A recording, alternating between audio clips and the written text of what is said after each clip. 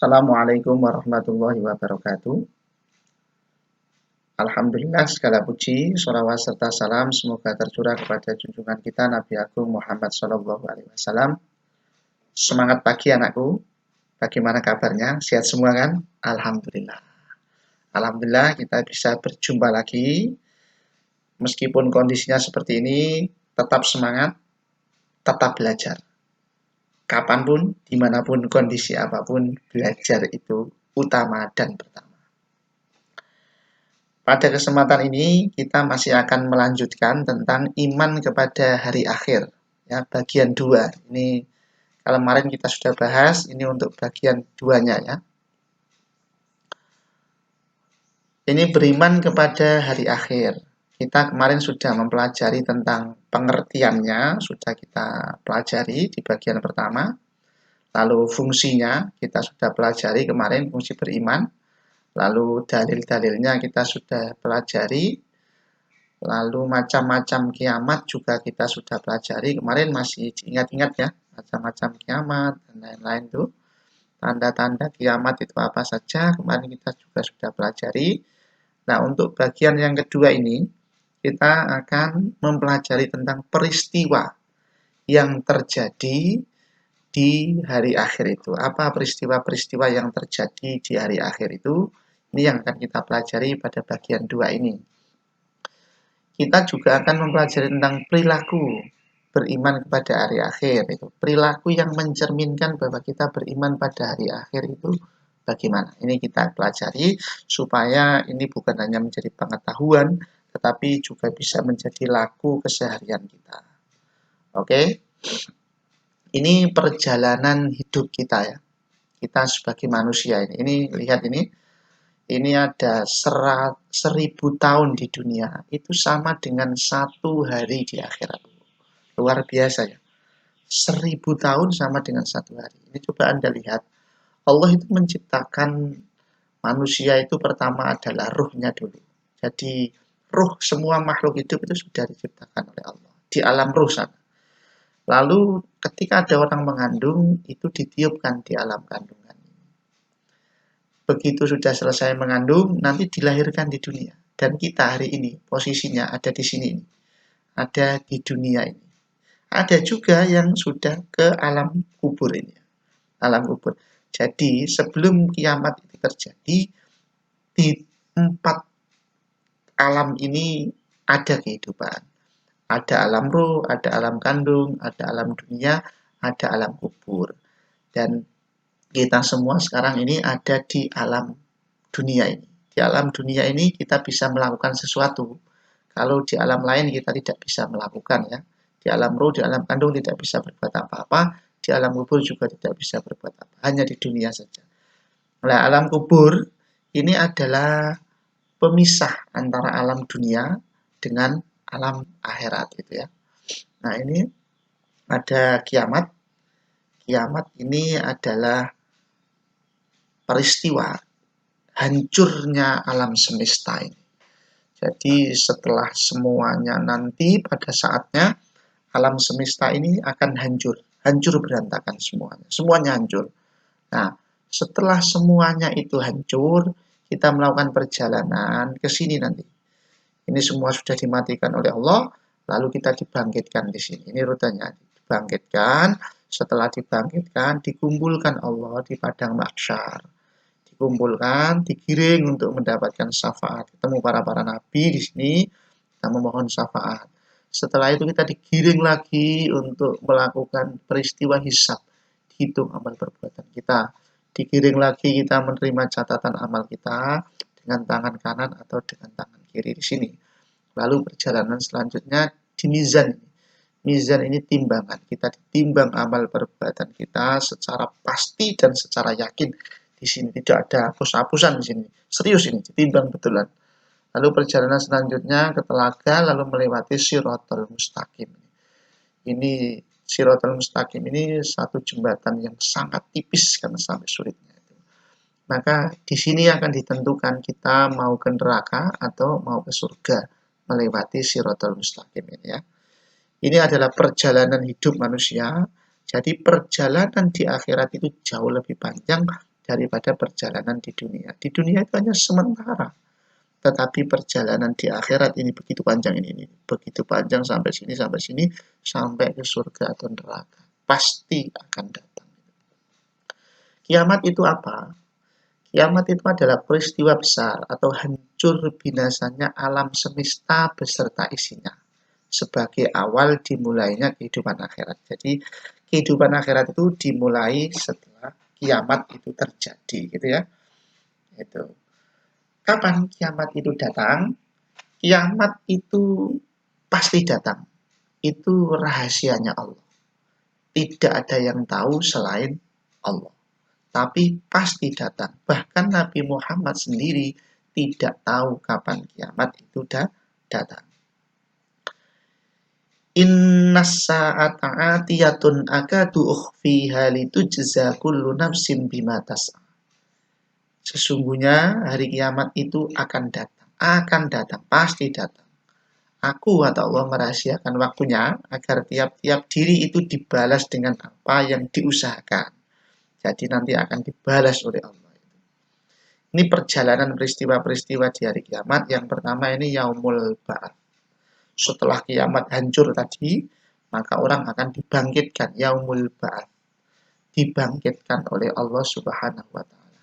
Suatu masa ketika semua makhluk yang bernyawa dan berakal dibangkitkan setelah mengalami kematian atau kiamat. Nanti dibangkitkan semua makhluk dari Nabi Adam sampai manusia yang terakhir pada saat menjumpai kiamat itu dibangkitkan bersama-sama.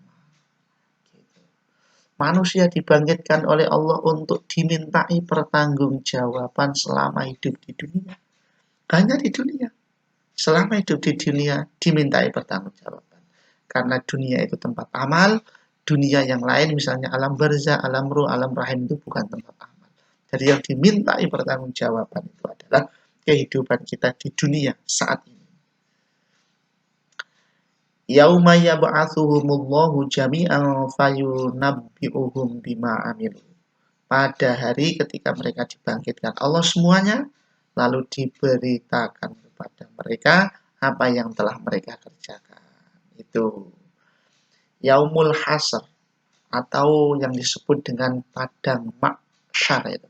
Mahsyar itu ya. Padang mahsyar itu apa? Tempat di akhirat yang sangat luas. Ini tempat yang sangat luas. Ini alun-alun, padang yang sangat luas sekali. Di sana untuk apa? Peristiwa ketika semua manusia dikumpulkan. Semua manusia dari awal sampai nanti akhir dikumpulkan di padang mahsyar ini. Dikumpulkan di sana jadi satu untuk dihisab dan diberi keputusan tentang amalnya di dunia. Nanti dikumpulkan di sini untuk menerima peristiwa-peristiwa selanjutnya. Di tempat ini sangat berat dan lama menanti pengadilan Allah. Tadi sudah dijelaskan 1000 tahun di dunia itu sama dengan 1 hari di akhirat. Begitu lama dan begitu berat. Selanjutnya yaumul hisab. Yaumul hisab itu adalah hari perhitungan semua amal perbuatan baik maupun buruk manusia selama di dunia. Jadi amal perbuatan kita di dunia itu akan dihitung semuanya, tidak ada yang ketinggalan ya. Sezarroh pun amal manusia tidak akan lepas dari perhitungan Allah. Zarroh itu biji yang terkecil yang ada di Arab pada saat itu, itu pun biji akan dihitung oleh Allah, apalagi dosa-dosanya yang besar gitu ya. Tidak bisa mengelak dan berbohong dari segala perbuatannya karena semua anggota badan menjadi saksi. Jadi mulut kita itu terkunci. Yang menjadi saksi adalah seluruh anggota badan kita. Tidak mungkin kita mengelak, berbohong, tidak mungkin sekali. Sekalipun manusia telah lupa atas apa yang dilakukan karena terlalu lama tadi, tetapi Allah Maha mengetahui atas segalanya. Ada catatannya, ada rekamannya, dan Allah mengetahui semua itu. Kondisi yaumul hisab tergantung amalnya. Jadi kondisi pada saat hisab tergantung amalnya. Yang di dunia biasa amal soleh akan merasakan bahwa perhitungan itu amat mudah dan cepat. Mudah, cepat, enak ya. Kayak kita ini semoga ya, amin ya. Ya ini. Fa'amma man utiya kitabahu biyamini fasawfa yuhasabu hisaban yasira. Ini dihisab dengan hisab yang yasiro, yang gampang ya. Yang di dunia biasa maksiat akan diliputi kekecewaan dan penyesalan tiada akhir. Ini bukan kita, ini bukan kita. Mereka-mereka yang di dunia itu melakukan maksiat ini akan kecewa, akan mengalami penyesalan yang tiada akhir karena tidak bisa mengulangi lagi. Ya. Wa amma man utiya kitabahu bishimalihi fayaqulu ya laitani lam uta kitabiyah. Nah, jadi itu kondisinya. Kemudian perjalanan selanjutnya yaumul mizan. Yaumul mizan itu timbangan amal perbuatan kita. Jadi amal perbuatan kita setelah kita terima buku itu akan ditimbang. Berat mana? Setiap amal manusia ditimbang agar diketahui secara pasti dan yakin tentang amal baik dan amal buruknya. Ini perhitungan itu dilakukan dengan seadil-adilnya. Tidak bisa ngapusi, tidak bisa disuap yang nimbang karena itu malaikat yang menjalankannya, tidak butuh apa-apa dia. Fa amma man thaqulat mawazinuh fa huwa fi 'aisyatir radiyah wa amma man khaffat mawazinuh fa ummuhu hawiyah. Ya. Timbangannya sangat luar biasa. Selanjutnya adalah neraka. Setelah kita melewati Shiratal Mustaqim, akan ditentukan kita akan neraka atau ke surga. Neraka ya. Tempat terakhir yang terburuk dan paling berat. Tempat terakhir terburuk dan paling berat. Masya Allah. Naudzubillah. Disediakan bagi siapa? Bagi orang-orang kafir, orang musyrik, orang fasik, ingkar, dan durhaka kepada Allah. Ingat, kita harus tetap beriman supaya tidak ada di dalam neraka itu. Setiap saat, setiap detik mereka selalu berhadapan dengan azab dan siksa yang sangat pedih.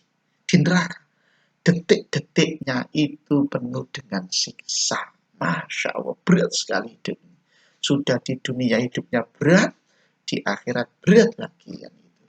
Tingkatan neraka. Ada jahanam, ada jahim, ada sakor. Ada syair, ada hutoma, ada wail, dan ada hawiyah. Ini tingkatannya. Kedalaman neraka. Itu. Kami bersama Rasul tiba-tiba terdengar suara benda yang jatuh. Maka Rasul tanya, tahukah kamu apa itu? Mereka sahabat menjawab, Rasul lebih tahu jawabannya. Nabi kemudian memberitahu, itu adalah batu yang dilempar ke dalam neraka sejak 70 tahun yang lalu. Batu itu jatuh ke neraka hingga baru mencapai dasar tadi. Jadi batu dilempar itu sampai ke bawah itu membutuhkan waktu 70 tahun. Saking dalamnya. Bahan bakar neraka itu apa? Bahan bakar neraka itu adalah manusia dan batu. Bahan bakar neraka itu adalah kita, kamu, sesungguhnya kamu dan apa yang kamu sembah selain Allah itu menjadi bahan bakarnya neraka. Panasnya api neraka bagaimana? Api neraka itu panas sekali. Ada 70 bagian nyala api di jahanam itu. Salah satu bagian dari nyala api itu adalah api yang panas di dunia. Di dunia ini panas kan kena api kan? Itu hanya satu bagian dari 70 bagian panasnya api di neraka sana. Sesungguhnya masih ada 69 bagian lagi yang masing-masingnya semisal dengan nyala api yang ada di dunia. Masya Allah, panas sekali. Minuman penghuni neraka itu apa? Air nanah, bukan es teh ya, bukan es teh, es jeruk, bukan, tapi nanah, air nanah yang sangat, Masya Allah, ihli, gitu ya. Hamid, air yang mendidih sehingga memotong ususnya. Begitu diminum, ususnya botol, hancur. Dengan air itu dihancur luluhkan segala apa yang ada dalam perut mereka dan juga kulit mereka hilang hancur. Itu saking ringan neraka. Makanan penghuni neraka apa? Laisa lahum ta'amun illa min dhari la yusmin wa la yughni min ju'. Mereka tiada memperoleh makanan selain dari pohon yang berduri, yang tidak menggemukkan dan tidak pula menghilangkan lapar. Ini makanan apa? Inilah makanan neraka yang sangat tidak enak. Sekarang surga ya. Surga itu tempat segala kenikmatan yang hakiki, tempat yang sangat hakiki, kenikmatan hidup itu ada di sana ya. Disediakan oleh Allah khusus untuk orang-orang yang beriman dan beramal soleh. Disediakan. Kenikmatan, keindahan, dan kemegahan sulit digambarkan karena belum pernah dilihat oleh mata dan didengar oleh telinga. Ya. Ini tingkatan surga, ada Firdaus, ada Naim, ada Ma'wa, ada Adn, ada Khulud, ada Darussalam, ada Darul Maqam. Ya. Nikmat surga itu adalah nikmat bisa melihat Allah. Ini kenikmatan tertinggi di surga. Kita selama hidup kita menyembah Allah, tidak bisa melihat Allah, dan nanti di surga kita bisa melihat Allah. Itulah nikmat yang sangat-sangat luar biasa. Nikmatan yang lain apa? Makanannya lezat, minumannya enak, pakaiannya indah-indah, ditemani bidadari. Nikmat yang lain apa? Raut wajahnya berseri-seri dan selalu nampak muda. Tempat istirahatnya di atas permadani yang sangat bagus, yang sangat indah. Malaikat menyambut dengan ucapan keselamatan atas kamu dengan berkat kesabaran kamu. Tempat tinggal mereka mahligai yang dibawanya sungai yang mengalir. Masya Allah, indah sekali. Lalu perilaku yang mencerminkan iman kepada hari akhir itu apa? Ini ada beberapa perilaku yang bisa kita lakukan sebagai bentuk kita beriman kepada hari akhir. Yang pertama, takut melakukan dosa karena tidak pernah tahu kapan datangnya kiamat. Yang kedua, segera bertobat jika melakukan kesalahan dan segera berusaha memperbaiki diri. Itu perilaku bahwa kita beriman kepada hari akhir. Yang ketiga, tidak ragu menolong orang kesusahan ya. Menolong orang yang kesusahan karena Allah pasti akan membalas perbuatan kita. Memilih prioritas pekerjaan yang memiliki lebih banyak manfaat dan bernilai ibadah. Karena itu penting karena akan kita bawa ke kiamat nanti, ke hari akhir nanti. Selanjutnya perilaku yang bisa kita lakukan senantiasa bersikap adil karena hal tersebut akan diperhitungkan di akhirat.